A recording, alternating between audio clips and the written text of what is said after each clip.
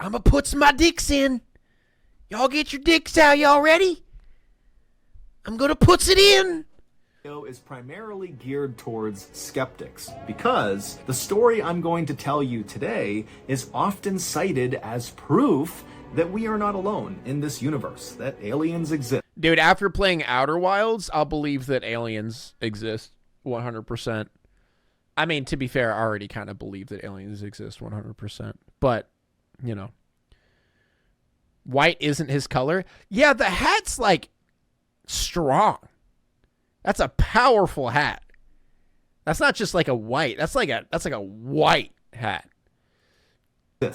So, take a listen to the story, and at the end, let me know if you agree or disagree in the comments, and I will respond to as many people as I can. But before we get into that story, if you're a fan of the strange, dark, and mysterious delivered in story format, then you've come to the right place because that's all we do, and we upload once a week. Right. We gotta skip the intro. Afternoon of June 6th, 1980, That's 2 days from my birthday. I wasn't born in 1960. I was like the day. I'm not that old. 56-year-old man named Zygmunt Adamski, who just went by Ziggy, was having a late lunch with his wife and his cousin inside of Ziggy's little brick house in the English village of Tingly. That day had been a particularly stressful. Tingly, England? Dude, that is hilarious. Tingly is such like it sounds like a British. So British. Tingly? Oh, what's that? I live in Tingly, England. Where do you live? Oh, I live in Tingly. I have such a fantastic English accent. Day for Ziggy and his family because the following day was Ziggy's Tingly, mate. And Ziggy was very close with his goddaughter. Ziggy and his wife couldn't have kids. His name is, I just realized his name is Ziggy and he lives in Tingly. This is fantastic. Okay, I love this. Oh, what's up, fuck, I fucked it up. What's up, Ziggy? Where you going? I'm headed back to Tingly. Oh, you headed back to Tingly, Ziggy? Oh, yeah. Of medical issues, and so his goddaughter had basically become, at least in Ziggy's mind, like his own daughter. And so in fact, at her wedding, Ziggy was going to be walking her down the aisle. And while Ziggy was really excited about this, he was also very stressed out. Ziggy got a Ziggy from Tingly. So he had gone over and over, you know, what responsibilities he had as part of the wedding party, and he had this little speech he had to give that he had rehearsed 50 times, he had it written out. I mean, he was ready, but he was very much in his own head about something potentially going wrong that he would be responsible for. And on top of that stress, Ziggy had gotten into a fight that day with his cousin because he felt like the cousin was being kind of disrespectful in some way to his goddaughter, and so Ziggy had stepped up and defended. All right. I need you to stop. Just don't think about it. Just don't think about it. Don't think about Ziggy and Tingly. Don't. Whatever you do, don't think about it. Ended his goddaughter to his cousin, and so there was this undercurrent of tension at the lunch table, not to mention this overarching stress that Ziggy was under about this wedding. And so as Ziggy and his cousin and his wife have this kind of tense meal, Ziggy suddenly realizes that he forgot to get potatoes when he went to the store earlier. Oh, you forgot potatoes? Okay. And for some reason, Ziggy decides, you know what, I'm going to just put my stuff down now, go to the store, and get those potatoes, even though at this point it was too late to make the potatoes for the meal. And so maybe Ziggy just wanted to go out and do anything to get away from his cousin for a minute and away from all this wedding planning they were doing and just kind of go out and clear his head. And so Ziggy put his napkin down on the table, he stood up, he told his cousin and wife that he was going out to get potatoes. They were like, okay, and the cousin actually said, do you want me to come with you? You know, like, is there anything else you need to get while you're out? And Ziggy said, nope, I'm good. He grabbed some cash out of his wallet, and he headed out the door. The village of Tingly, where Ziggy and his wife lived, was a very safe place. He and his wife had actually moved there after fleeing from Poland during World War II, where both Ziggy and his wife, whose name was Lottie, had been held prisoner at some point. And so after all this trauma of being held prisoner and having to flee their home country, they had looked for the safest, best place to kind of resettle and stay for good, and Tingly was it, and they loved it. Ziggy had gotten a job in Tingly as a coal miner, and he had been doing that for 27 years. As for Lottie, she didn't work because she had a disease called multiple sclerosis, which meant she was confined to a wheelchair. But Ziggy and Lottie had quickly made lots of friends in town who were very supportive, and so it wasn't long before Ziggy and Lottie had a very happy and stable life in this town. The little shop where Ziggy was going to was only about 3 blocks away from his house, which meant walking to the store, getting potatoes, and coming back would only take a few minutes. And so Lottie and That's the cousin convenient. back I like home, that. they expected Good to see location. Ziggy really come back within 10-15 minutes. But when he didn't, and after about 30 minutes went by, Lottie actually got really concerned because Ziggy was just not the type of person to do stuff unannounced. He was incredibly methodical, he was very punctual and reliable. How do you and so know this? being late from this little trip How to the does he store know? was just so uncharacteristic that Lottie told the cousin, hey, you go to the store and see if Ziggy is there. See what's going on here. Ziggy Naughty had worked boy. in the coal mine for nearly 30 years, and he had some serious lung issues from breathing in all of the coal. And so Lottie was thinking, maybe he collapsed or something along the way from these breathing issues. But when the cousin got to the shop owner told the cousin that they had seen Ziggy. He had come in about 25 minutes earlier. Oh, he Ballin's had bought British? a bag Oh, of okay. potatoes, seemed totally normal, everything was fine, and he had left. That is true. We have clarified the Ballin is an SCP. What was it? What was our lore? Oh yeah, he writes stories about people and they come true just so he can have videos. Like he makes up these false stories about real people, but these stories end up becoming real so he can make views on YouTube. He's the perfect YouTuber. He's an SCP. Walking back in the direction of his home. And so the cousin thanked the shopkeeper and then left Yeah, and began even in the jogging past, back he could towards change Ziggy's history. house, thinking, maybe he had just not seen him Dude, on the way. that's like more powerful than the Death Note. Because that transcends time and space. He could write a story about something that happened in the past, and then it just becomes true. And he knows every detail about their life because he wrote it. That is insanely powerful.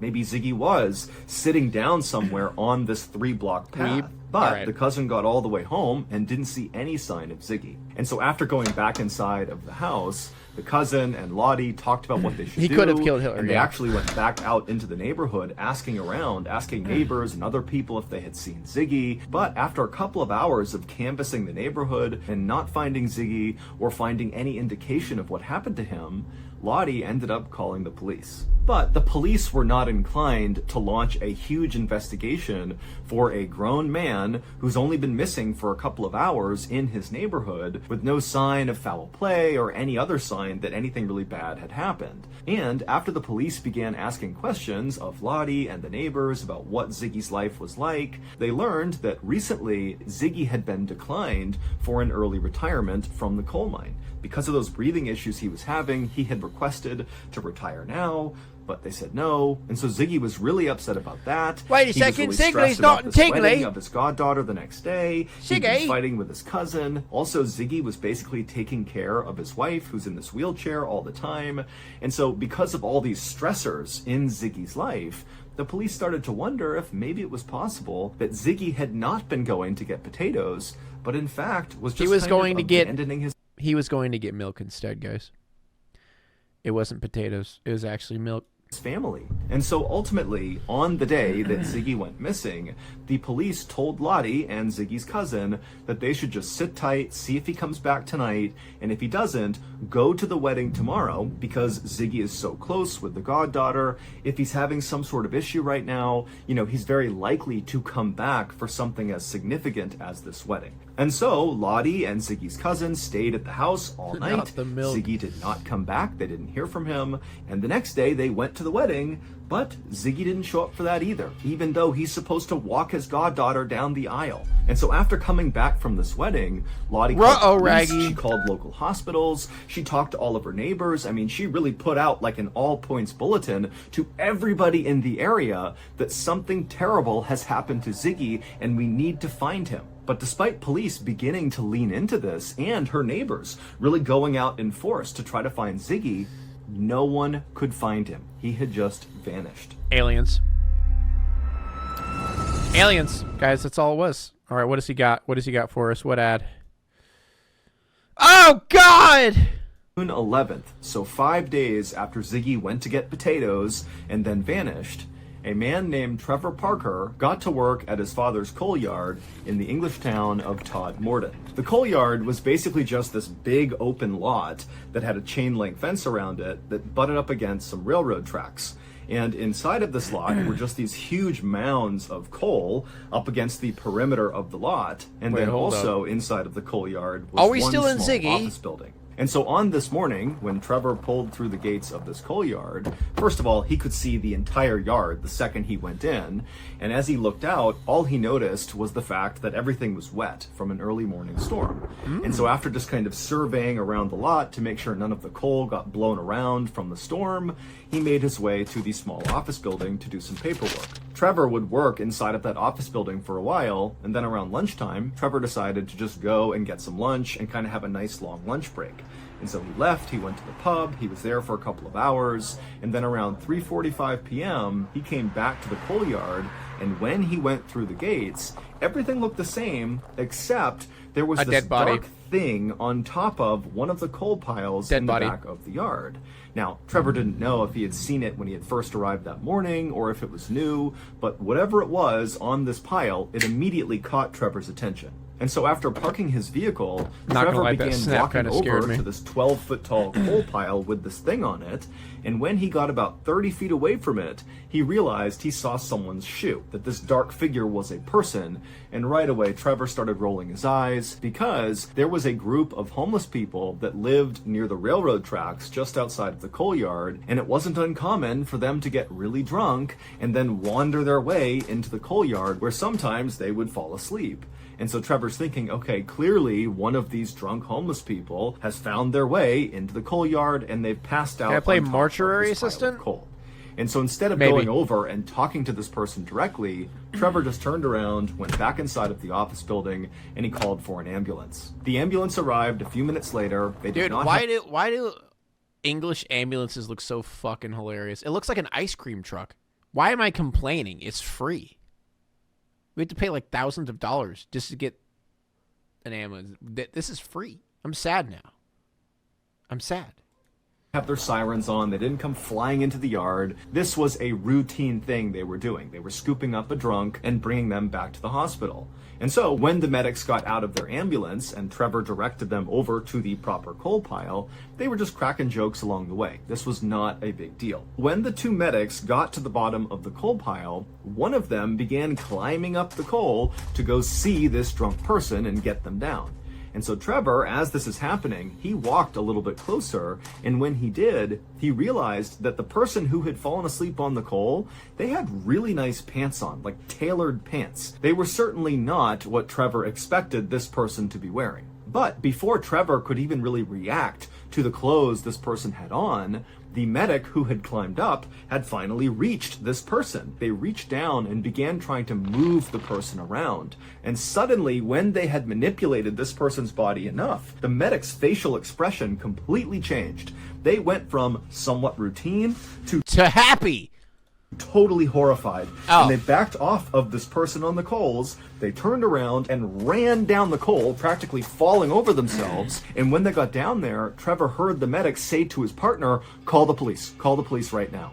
And Trevor said, what's going on? What did you see? And the medic, who had reacted that way, just shook his head and walked away to kind of compose himself. And so Trevor, at this point, was starting to get spooked himself. Clearly, whatever the medic had just seen had really shaken him up. And so Trevor just kind of stood there while the other medic ran in and called police. And then a few minutes later, the police car came flying into the coal yard, and an officer named Alan Godfrey, they needed to call the fashion police. I hate that I laughed at that. Along with his partner, got out of the car, and right away... It's the Wojak meme. Okay, sorry. The medic, who had gone to the top of the pile and been freaked out by what he saw, walked over with a very ashen face, and he told Alan Godfrey that something was terribly wrong with the person on top of this pile. And so Alan, not really sure what to expect, walked over with his partner to this coal pile, and with the medics and Trevor standing back, Alan, on his own, climbed up the coal, and he looked down at this person. I want to see it. And what Alan saw was a man lying on his stomach, wearing a beautiful three-piece brown suit, and Alan immediately noticed that there was absolutely no soot from the coal that this guy was laying on his suit. even though Alan, just to get up here, had basically covered himself in black soot. And so he was wondering, how did this guy get up here and not get covered in soot? It didn't make any sense. Also, Alan noticed that this guy's hair looked totally bizarre. It looked like someone had given him like a really bad haircut with dull scissors. Like they just grabbed tufts of his hair and kind of chopped randomly. I mean, his hair was kind of all over the place. There were bald spots. And then as Alan looked from this guy's hair down, he noticed almost hidden in his hairline was this fairly deep wound in the back of his neck that was still bleeding. But there was this weird green jelly-like... Real photo of similar marks and green jelly. I want the real marks and green jelly. I don't want fake green jelly. Substance very obviously placed over this wound. And Alan had no idea what this substance was. But as weird as all that was, that didn't explain why the first medic had basically completely panicked and run away. When Alan tried to roll this guy over onto his back to try to wake him up and see if he was okay, he rolled him over and Alan got a look at this guy's face. And immediately Alan let go of him and kind of had to step back for a second because the guy's face was contorted in this frozen look of absolute terror. His jaw was open so wide, it was almost like his lower jaw was dislocated and his teeth were baring and his eyes were bulging out of his head. And so Alan quickly realized that obviously this was not just some drunk homeless person who passed out here. This was a dead person. Kool-Aid Joe. And whatever happened to them must have been unbelievably terrifying to leave someone looking like that in their death pose. It would turn out this deceased man in the coal yard was Ziggy Adamski. But this did not solve the mystery of what happened to Ziggy 5 days earlier. In fact, his discovery really only created more questions. This town where this coal yard was, Todmorden, was located 25 miles away from where Ziggy lived. And as far as anyone knew, Ziggy didn't know anybody in Todmorden. So there was no reason for him to be there. And number two, when he had left to go get potatoes, he had been on foot. So did he walk 25 miles to this random town? Also, assuming he did just walk to this coal yard, this coal yard is a big, wide open... What if someone kidnapped him, you know? ...lot that if you were standing anywhere near it, even outside the fence, you could look in and basically see the entire place. So it just seemed really unlikely that Ziggy could just walk into this very public open space and get to the top of one of these coal piles without somebody noticing him. Whether that was Trevor or one of the other employees that were there, or one of the truck drivers that were in and out of there all the time, all day, doing deliveries, or the homeless people who were near the railroad tracks, or the people who rode the trains that passed by there every single day. You know what? If it's aliens... That sucks because they do not understand how to give good haircuts. We should be an advanced civilization. He should have the meanest fade, right? Like the cleanest and meanest fade if aliens are so advanced. But they gave him a shitty haircut. I don't believe, no.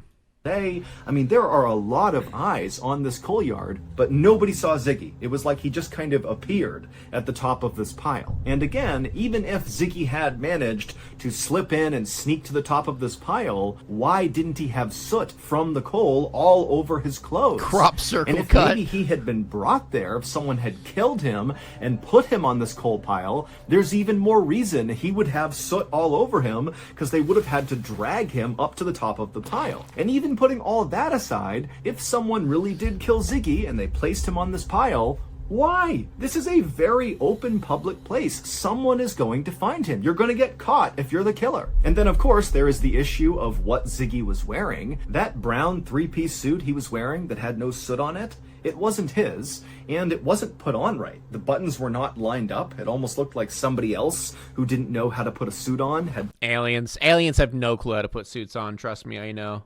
They're trash. All they wear is, like, T-shirts because they can't figure out buttons or ties, like, for that matter. Tried to dress Ziggy, and then Ziggy also did not have an undershirt on. It was just the jacket over his skin. And then also Ziggy had this totally bizarre haircut that looked like someone who didn't know how to give a haircut. Dude, I just... Here's what I picture, all right? This is what happened. Here's what I picture. Aliens zapped him up, and they're like, okay, this guy has his wedding tomorrow, okay? We heard about this. All right, fellas? All right, alien fellas? we're going to give this guy a makeover. Oh my God, yeah, dude, I love that idea. Yeah, let's give him a makeover. Here, man, go here. Take these scissors. Let's give him a haircut. All right. Oh no, I severed his neck. Oh shit. Oh God, yep. Yeah, Alien Joe, you fucked that one up, man. I think, yeah, grab the green goop in the back. We're just gonna have to slather that on there, clean it. Yeah, he's fine. He's fine. Okay, we're good. Yeah, just sew up the back of his neck. Throw some green goop on there. Just throw the tux on him. Button it up. Just throw him back. Throw him back. Hurry! I'm scared. I don't want it. Just throw him back. That's what happened. That's what the aliens did. They wanted to give him a makeover for his beautiful wedding coming up. They accidentally killed him.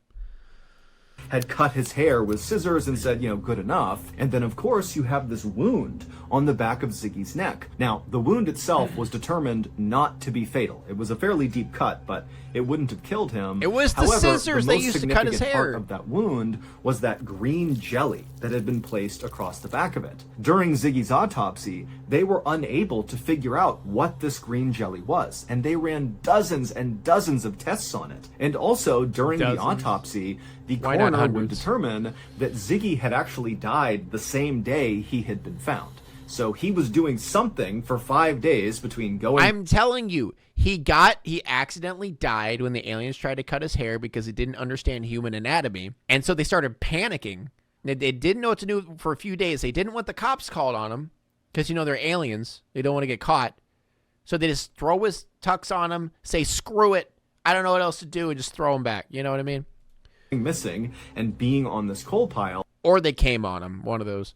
But nobody knows what it was. And as for his cause of death, the coroner was not entirely sure, but it did seem like he died of a heart attack. The coroner would search all of Ziggy's body for signs of some sort of fight he might have gotten into, some sort of defensive wound on his body, but there was nothing. However, the coroner did find there were very small burns on the back of his neck that were caused by acid, but it was unclear how those got there. When they inspected Ziggy's stomach, they determined that he had been eating and drinking regularly, and so he was not malnourished, he was not dehydrated.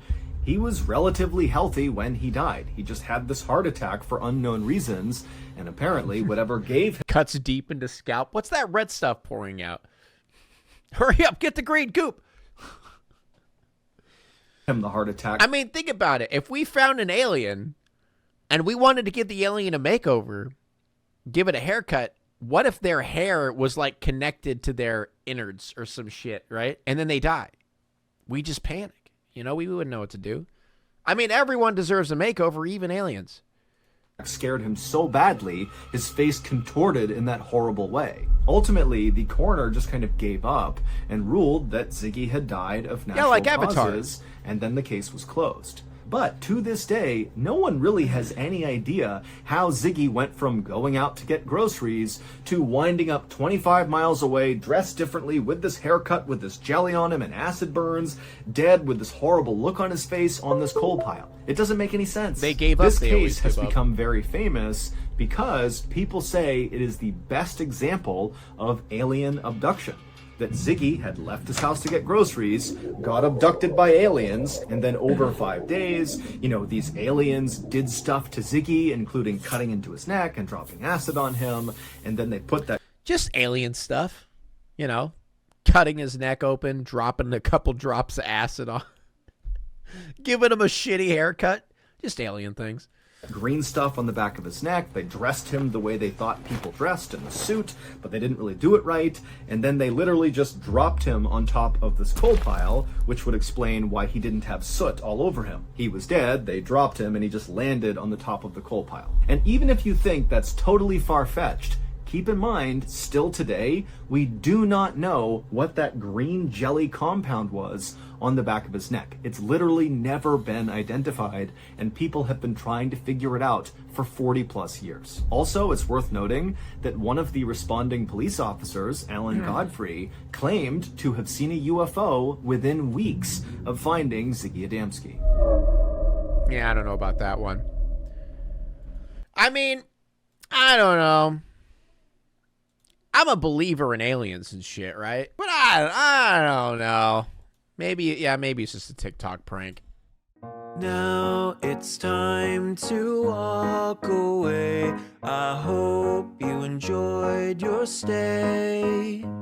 Did you laugh or cry or maybe subscribed? I'll thank you either way.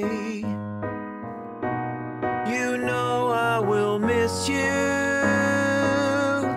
I hope you return. Tell your friend or your mother to get me more views, please.